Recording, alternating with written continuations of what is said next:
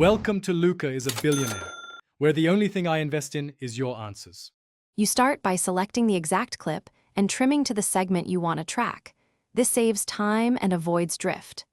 Once done, make sure the timeline frame rate and clip resolution match your project settings so the track stays accurate.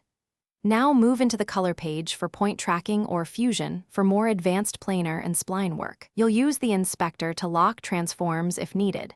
This prevents accidental changes and ensures consistent results as you proceed with tracking.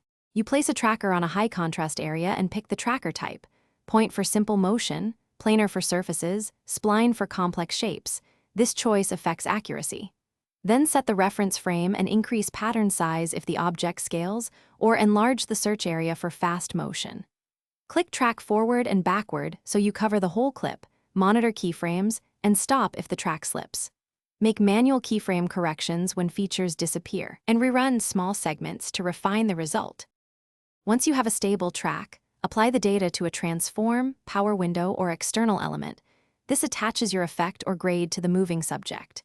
If motion jitter remains, use smoothing or add a secondary, fine-tuned track to blend corrections. Make sure to step through problem frames and add manual keyframes where automated tracking fails. If things go wrong, try a different tracker type, tighten or widen the ROI, or create short manual fixes. These strategies often salvage a tricky sequence quickly. Thanks for watching, and please subscribe. It's the best investment you'll ever make.